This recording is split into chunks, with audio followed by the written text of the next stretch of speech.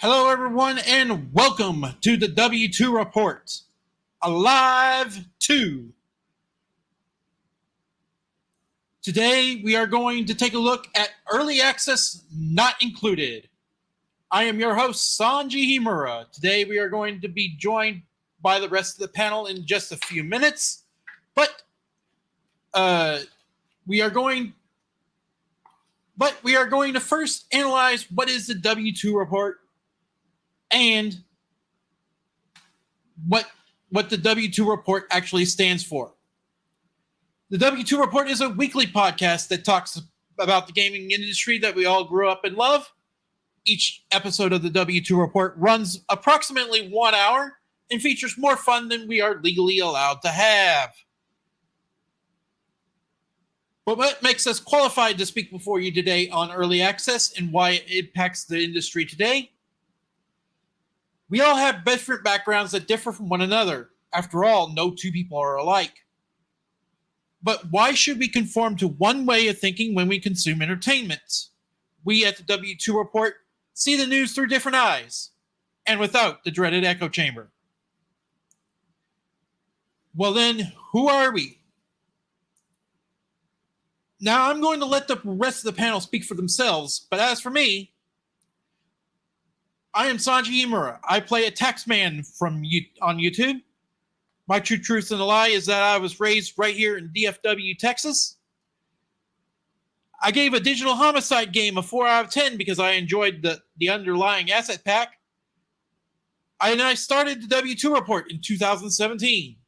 I also play strategy and RPG games, and of course, I am not afraid to speak my mind about the industry that we all love and enjoy today. Next up, we have Mr. Vaughn. Hello, guys. I'm Vaughn. I'm part of the W2 Report. I'm the British guy, if that helps. So, as a slide clearly states, I'm a YouTuber and former child. That is correct. I did used to be a child. I can prove it. I have a birth certificate and everything. So, the 2 truths and 1 lie. So, first one is made in the UK. Second one is former model. And 3 is it says yeet unironically in 2023. That last one will probably, define me as a person. So feel free to make up your mind on those. But can I just ask, Sanji, before you go on, are you an actual tax man? Because I have not paid tax in many years. Well, no. Okay, good. I'm off the hook. That's fine. Just wanted to check. Next up, we are saving the best for last with Lord Crocosquirrel. Woo. Hello, I am the Lord of the Crocosquirrels. The master of minions, owner of a great many game consoles, much to the dismay of my wife. 2 truths and a lie. I beat my mother at Pong at the age of 3 because Pong was a thing then. I was on the dev team for a major PC game. Just putting that out there. And I've published a great many game reviews. Okay, now that is out of the way, let us talk early access. First, the question. When was the first game that introduced early access as a concept? I'll give you a few minutes to think about your answer. Pick me.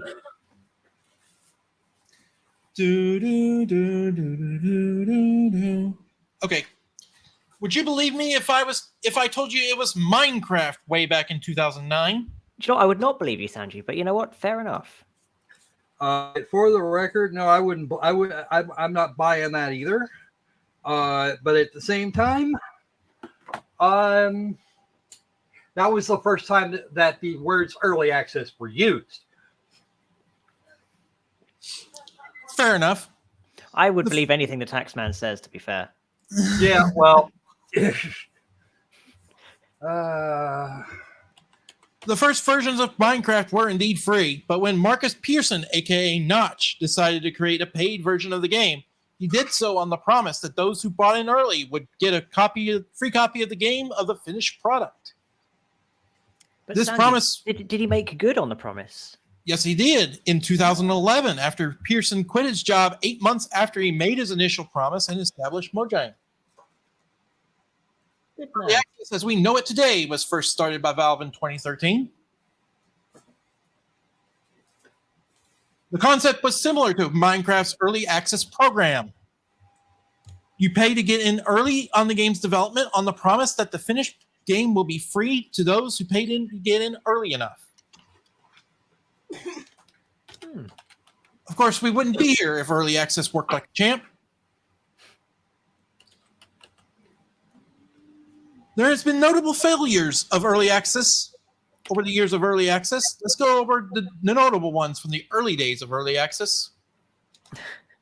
So many earlies. Who all remembers this early access work from Muxwell? Going by Killing Day Studios, this early access trash was so bad that James Stephanie Sterling at the time called out both the developer and Valve.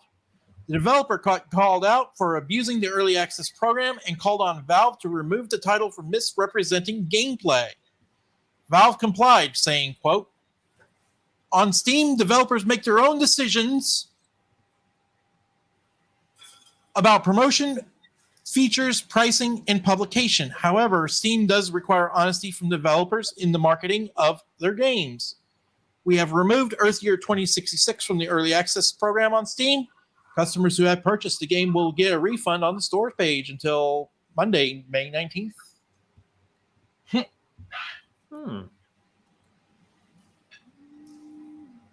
Who all remembers this Double Fine production? Oh, yes, Tetris. Yeah. That is still actually available on the Steam store today, but they abandoned it. They abandoned it fairly early on, if I remember correctly. This Double Fine production overpromised and delivered a barely functional mess that no one touches anymore, and for good reason. True. Actually, I got in there a couple days ago, and yeah, there were people playing, just not very many. Was it a good experience, though, Squirrel? No. Oh, okay. Game shit, don't get me wrong. But it looks so good. Yeah, and for good reason. Only from this angle. Oh, okay. and good reason. Shortly after releasing the game into early access, Double Fine cut the game off at its knees. Barely a year into early access, the game went into full release. And the 12 employees that worked on the game, including project lead J.P. LeBreton, were all fired. Yep, they got hammered to a wall because the wall needed something to support it. Maybe a base of some kind. Although the saga did have a somewhat happy ending in that the game's now open source, Tim Schafer did go on record and stated that they opted for this solution because DF9 represented their first experiment with early access and sales were not covering production costs. What does the DF stand for? Double Fine. Ah, Yep. Double fun, did you say? Wow. More like double fuck. Oh, sorry. Well, and of course, the game that should require no introduction anywhere in the civilized gaming world. Left The 4 Dead. Slaughtering Grounds. Yeah. And it's only music pieces. Bum, bum, bum, bum, bum, bum, bum, bum, bum, ba-da-dum, bum. It isn't the game itself that should be notable. Now that you've got that stuck in your brain forever, you're welcome. Thank you, girl. This game was the ultimate in shit in its day. And the aforementioned James Stephanie Sterling put it on his list of games that worst games for 2016, if I remember. I thought it was 2015. Could have been. It could have been 2015. Actually, probably was 2015. Wait, this is 2015? This was 2015. I thought it was the 90s. What the hell? No, this is a bunch of Unity store assets slapped together, of course, including the pack of critters that you're hunting down. Mind you, that asset pack can no longer be purchased because it got tied to this game so hard that the developer of the asset pack went down with it. Wow. It's that exclusive that you can't get it anymore. It isn't the game itself. That's Yeah, just it. He wasn't making. He couldn't make us. He couldn't make any sales on it. Nobody wanted to use it because I want to use it now. Huh? I want to use it now. He had to take it off the Unity store. He had to take it completely off the Unity asset store just because nobody was buying it. It had a really horrid reputation. It dragged his reputation through the mud while it was about it. So yeah, their decision to buy that asset pack pretty much snuffed his career out. Yeah. It I isn't mean, the game. that was a modeler / animator snuff film. Seriously. On top of that, the game was so bad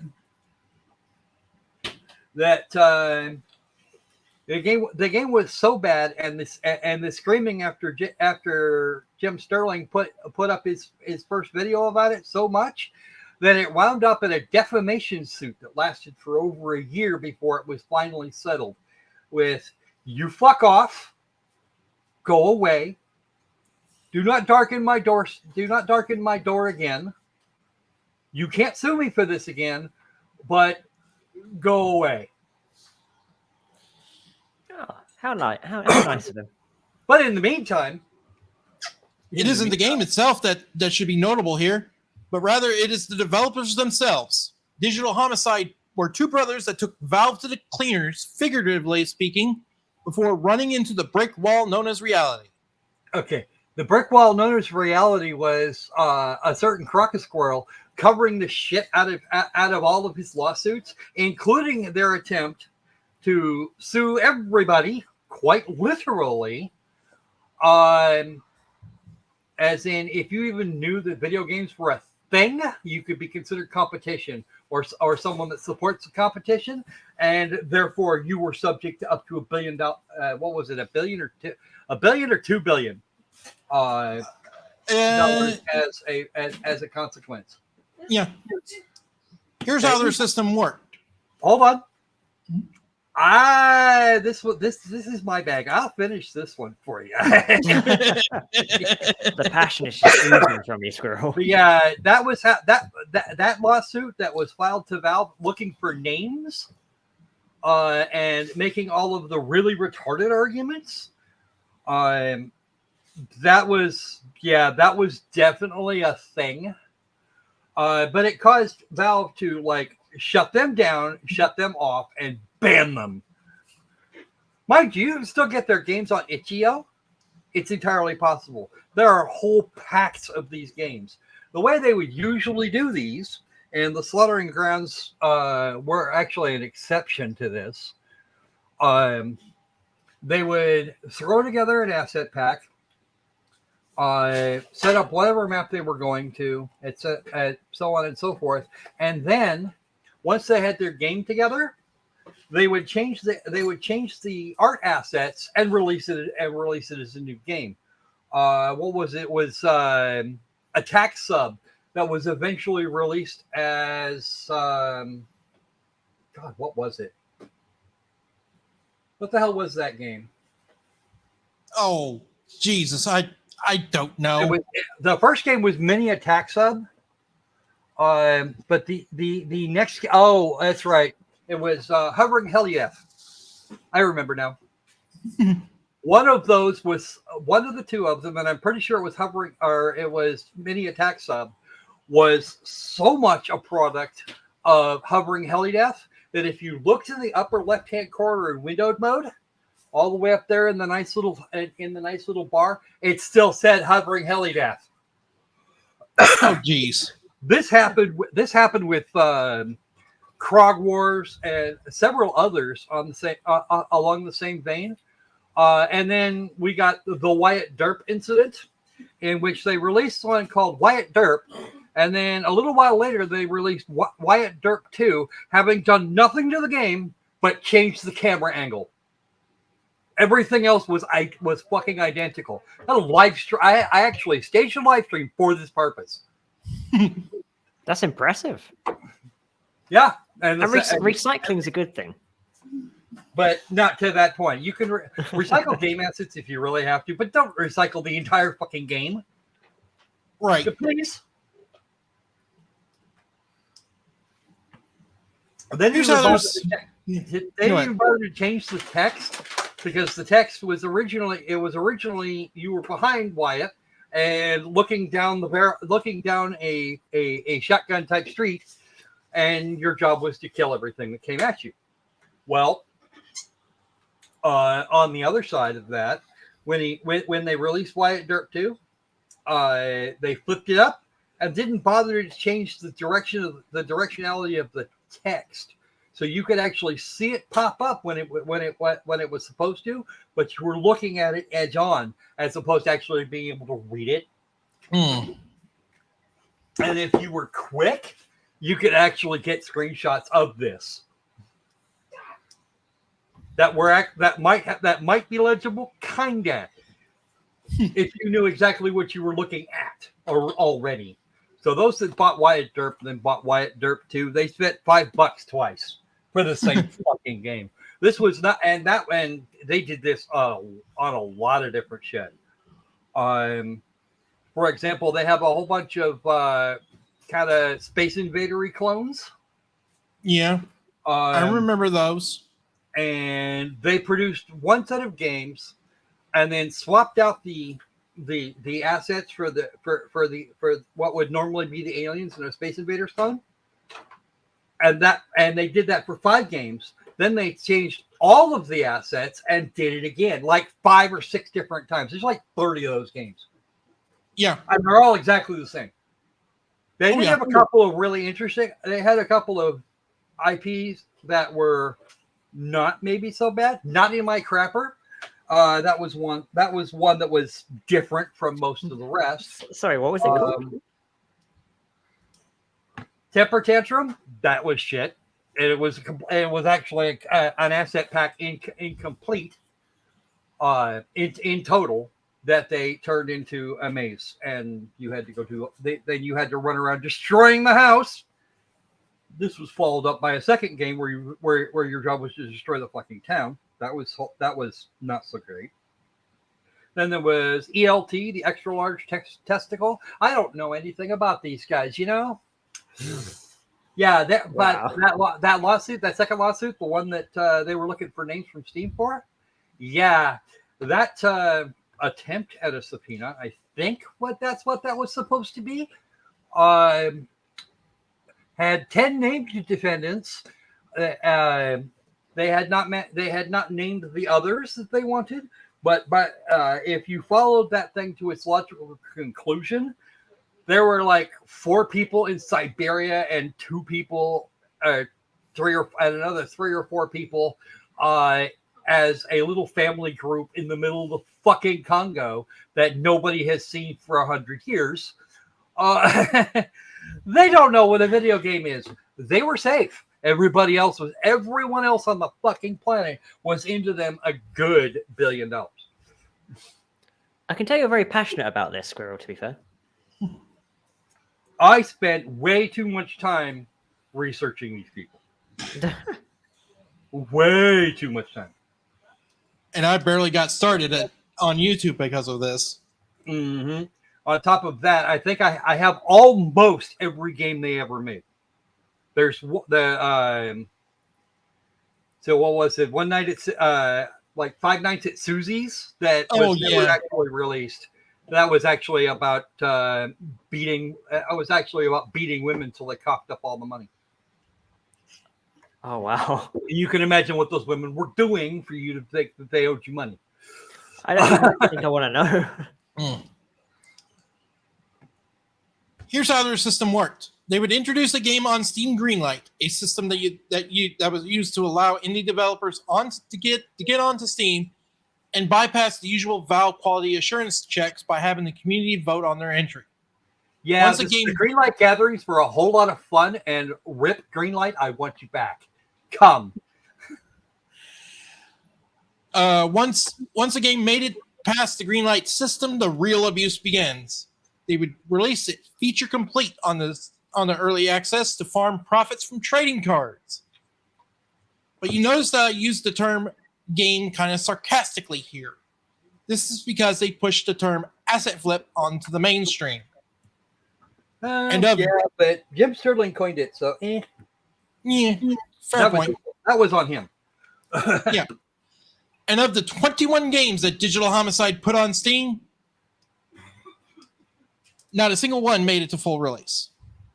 Nope. Because it was all kicked off of early. It was all kicked off the store completely. And they were still trying to get the remaining 30 or so onto the store. So Now, Digital Homicide provides a good transition point for another kind of early access trash, early access dumps. Early access dumps are games that were released in pre-alpha state and never touched again. Here are some prominent examples of early access dumps. We have Massive by Rootify, Sanctuary VR by New Garage Games, Starlight Drifter by Darker Studio, Survival Z by Kickless Games, Orion Prelude by Trek Industries, and H1Z1 by Daybreak Game Company. These are just 6 examples of 80 early access set it and forget it games that are on Steam today, according to the Steam Early Access Guidelines Group. Now, let me say something here. Starlight Drifter was eventually completed and came off of early access. It is not there now. Darker Studio finally got their shit together and finished it. I don't know when exactly. Actually, they released that in 20. They released its full release date was the end of June 2018. So it's been out for a while, but it was there for a good year and a half. More than 2. It was more than 2 years. So we talked about the bad about the early access. Let's talk about the foundations that make up great early access titles. While we will cite some examples of great early access a bit later, we must first establish what makes an early access title rise above the rest. After all, we cannot tell you our opinion without offering some kind of baseline, right? Yep. Let's start with the most important. An early access title must have healthy communication between developers and the community. Full stop. This is a good thing. It's not necessarily, and communication with the fans is good, but you don't necessarily have to take all of their suggestions or even any of them for that matter. Right. A good communication pipeline is a consistent sign that an early access title is going to be an enjoyable experience because you will constantly be fed information about the game in one way or the other. Upcoming game releases, updates, new features, etc. that are communicated well are important things to look for when buying a game in early access. A good early access title should be mostly feature complete. What do we mean by being actually in an actual beta state as opposed to all covered in shit? Yes. They should at least work. Should. Bugs are okay, but you need to have all of the features, all the mechanics in place or nearly so. Right. That's actually the definition of a beta. Mm-hmm. A feature-complete game should contain at least some of the following qualities: replayability, consistency with the assets, immersion, viability of continued development. Each of these features mentioned can and should be used as a giant puzzle. Each puzzle piece should fit together to form a complete picture of a video game that is within the developer's vision and reach. Of course, we cannot talk about the features without the bugs. We get that all games have bugs post-launch, but a very good place to be on the hunt for major game-breaking bugs is in early access. Bugs that are not caught during the development or during the early access period can make or break the initial launch period of a game, and that can affect discoverability and sales on the platform of release.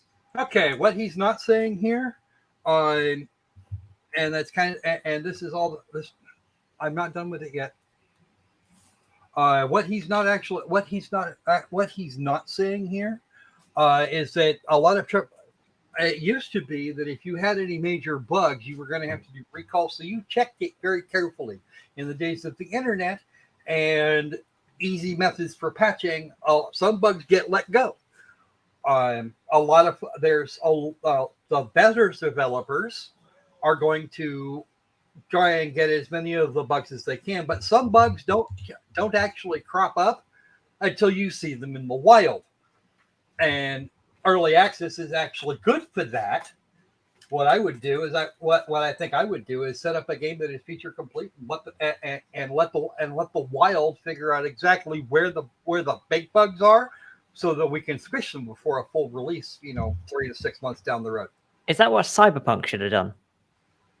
Cyberpunk should have been delayed until all the material for this big DLC they've got coming had been present in the base game. That's what Cyberpunk should have done. But CD Projekt Red had to put up something for the shareholders. They had to put some sort of income on the balance sheet, or they were going to be fucked. I get why they did what they did. They just shouldn't have. They really shouldn't have. Moving on.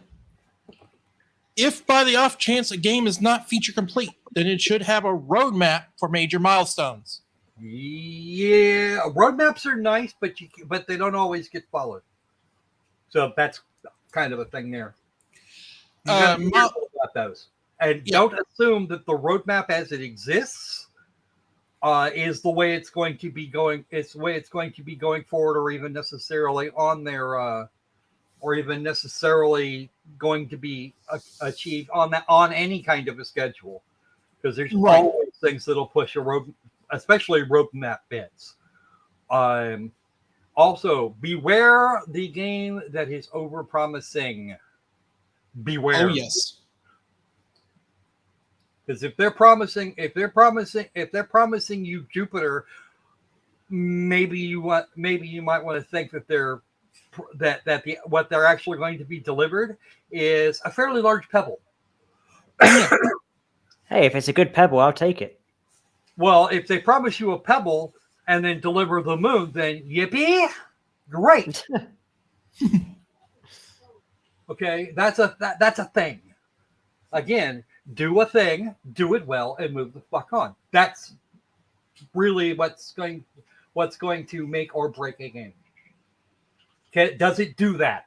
If the answer is no, then we got a problem.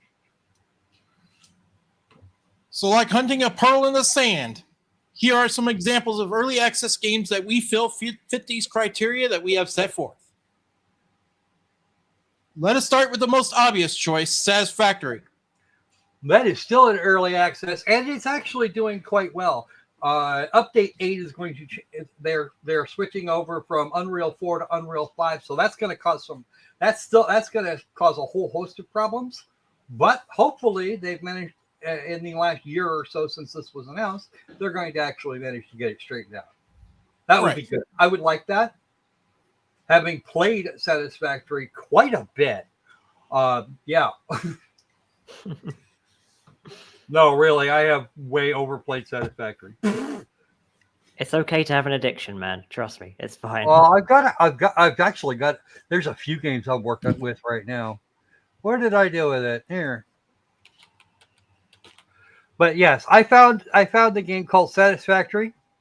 Lives up to its name. It is in fact satisfactory. So satisfactory. In fact, I've got almost 711 hours in it. Wow. That sounds more than satisfactory. And I'll make it. What? That sounds so much more than satisfactory. Yeah, well, it works. That's good. That's good. And it has mod support. It has mod support as update 7 when update 8 shows up. Then we're going to have to wait for the mod support to come back. Okay, next up on the list is My Time at Porsche. Yes, Pathia. These guys have actually done it. Have done this not once. Have done this at least twice. right now, My Time at Portia released a while back. They're almost done with My Time at Sandrock, and then they say discussions are already underway as to where the next one will be. So they have plans. Yes, they have plans. They have awfully a lot of plans. My Time But at these guys are, but the developers of this game, Panthea, are masters at early access because they maintain good communication with the developers and they the have a roadmap they mostly stick to. Although they do get the occasional delay. Sandrock has been delayed quite a bit, but honestly, when half the crew is locked down and the other half all has COVID, that tends to happen. Yeah. When you can't actually meet in person to discuss the things, you have to do this over Zoom or something, which I wouldn't do anyway because Zoom has its own issues. But anyway, so there's that. Okay. That is the end of Sandrock is actually the better game, objectively. Objectively, yes. We have come to the end of the picture show. Now it's time to debate. Is early access good for the video game industry as a whole? Why or why not? Let's start the roundtable discussion with Lord Crockersquirrel. All right. For indie developers, this is actually a good thing because there's a couple reasons there are a few reasons you want to do this, and we've touched on a couple of them. First off, if your game's getting attention, is getting attention before it goes into early access, then you have a way to keep some level of cash flow coming in while you finish the game. That's a good thing, especially for indie developers who are not going to be able to put their hands on, $5, $10, $100 million to work on a game. Especially if it's going to last for any real length of time, because $100,000 is not going to get you very far. It really isn't. That's one programmer for a year. Well, two programmers for a year. You don't, and that doesn't say anything about the amount of time your artists are going to spend, and they spend a lot of time. Your writers, they like to eat too. Yeah. No. Do not neglect our writers, Dabs. Otherwise, they strike. For the AAA industry, I think it might actually be a good idea if they started doing that. Simply because, that way their bugs, the big game breaking bugs, can be corrected before they actually go gold on a game. But again, it's seeing bugs in the wild and putting money and putting food on the table for the people while they're still working. These are upsides. Downsides, you have people that will happily abuse them peacefully, quietly. They will fucking enjoy it. Digital Homicide being one of those that was particularly guilty of that. Although I found it hilarious. They put release dates up for, what was it, Krog Wars and one of the others. And I found out about it, and we scared up a panel for a live stream like within a couple of hours. The following morning, and almost a week ahead of schedule, both games had been released.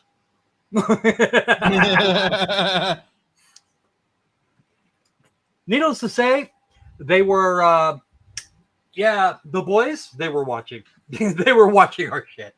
They were watching my shit and not amused by review the developer, what the fuck ever number, because there were like 10 or 12 of those. There were 9, I believe. No, there were a couple more than that. But some of them didn't wind up on to review the developer. I'm actually going to go back into my hard drive in the back catalog and see if I can't dig them all up and then repost them to Lord Crockersquirrel Gaming, because I think that would be hilarious. We'll put up a playlist marked the Digital Homicide Saga.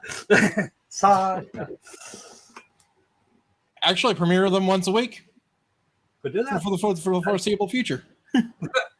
Yeah, that'd give somewhere in the neighborhood of 3 months worth of like Thursday content or some shit. Yeah. Although the one for the website or the one for the Valve lawsuit, that bitch was 4 hours. Yikes! Oh Jesus, yikes! Yeah. And I might have to cut it up a tiny bit. No. So yeah, Make them suffer. make them suffer. Yeah, okay. I will go back and I will look through that hard drive and see if I can't find them. If they've got all of them, then we can do that. Or we can do or we can do do an additional set of live streams covering all of the bullshit that Digital Homicide dude. Because I kind of enjoyed those. Now, my main problem with early access as it sits right now is that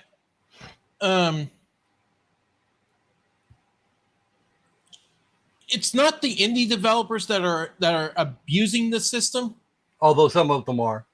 It's the AAA developers and publishers that are abusing the system. Well, when they insist that you have a Kickstarter before they'll even look at your IP, they say, "Well, you didn't make enough money, and we already own your IP, so now you're fucked." Yeah. Yeah. Well, not only that, it's the fact that they release beta products as full releases, and I'm taking a look at the trending in gaming right now. They are releasing beta products as full releases, thinking that they can patch them later. Some games, like, I don't know, Cyberpunk,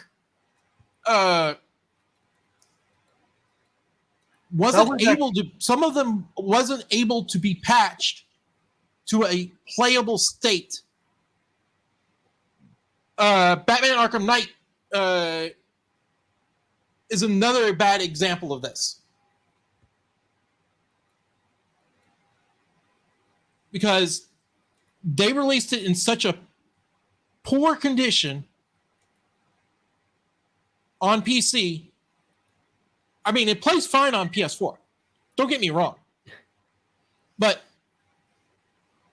it was released in such a poor state on PC. Sometimes I have to wonder about the brains of the developers who make the decision, who makes the decisions. Thinking that PC gaming is something that they can release poor products on and get away with. Yeah.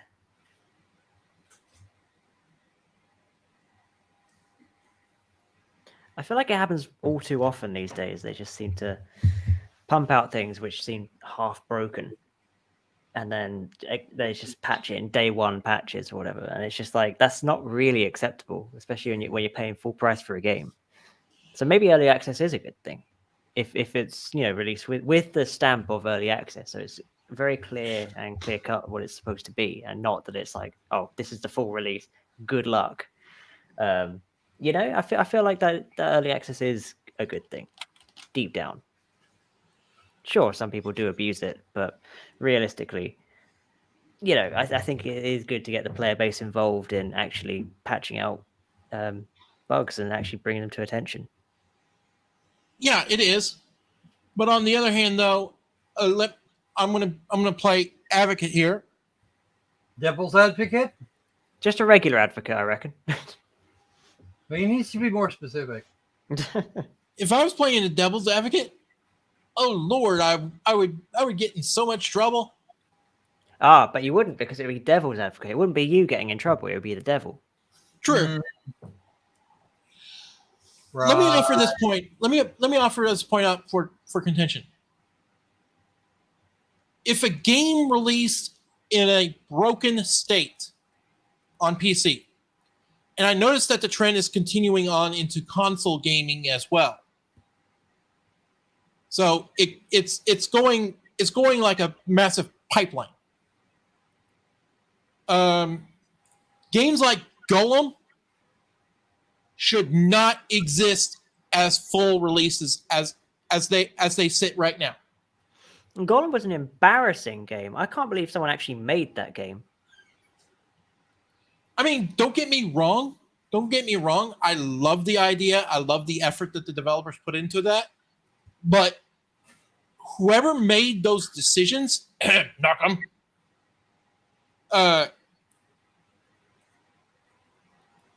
deserve to have their jobs taken from them.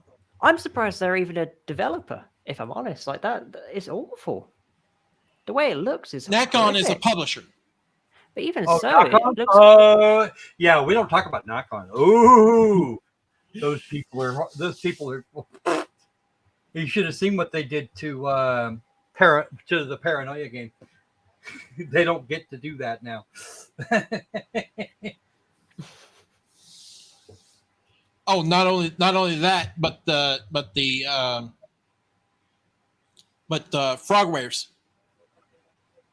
Well, Frogwares is owned by Nakon. Is it? Yes. I thought it was independent. No, it's never been independent. Guess you learn something new every day. No, Nakon owns Frogwares. They have owned Frogwares ass for God's years and years and years now.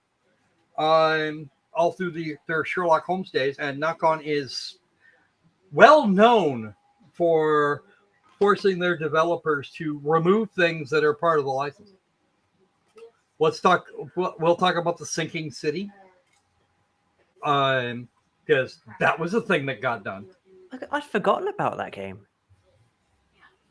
The Sinking City wasn't actually a bad game. They just got fucked by they just got fucked over by Nakon, and it was a huge mess. The same with the Paranoia game. Nakon got together with itself and tried to screw the. And not only did they release a game that was not as promised, but it wasn't signed off on by anyone that had anything to do with the original IP. Paranoia started out as a tabletop role-playing game in the 1980s. I owned a physical copy of the first edition at one point. Do you still have it? I don't still have that one. I do have copies of those books, but they went back to about the canon was taken back to about halfway through the second edition, and then they released a new one not too terribly long ago. Oh. Once the original owners got the original creators got them back. They got the damn licenses back. They bought it out. When I think it was I forget. I think it was West End Games. Or no, I think they missed buying it back with West End, but somebody else grabbed it and then they bought it back from those people. Anyway, here are our socials and where to find us. You can find us on Spotify. You can find us on YouTube. You can find us on Instagram at the d.w2.report. You can find us on Discord. You can find us on Twitter. You can find us on Threads, for the love of God. What's our OnlyFans again? Half the people that signed up for Threads have already fucked off. More than. And Zuckerberg admitted to that. And the list is growing. Check our other social media platforms for more information. Yeah, we're going to see what we can do about putting up link trees. And we'd like to thank you for attending the W2 Report Live 2 premiere. And we hope to see you next year at AnimeFest Dallas. In the flesh. Hopefully we can do a little surprise for you all this next year. I won't say it what it is yet, but you'll like it none the same. So let's beware. The tax man cometh.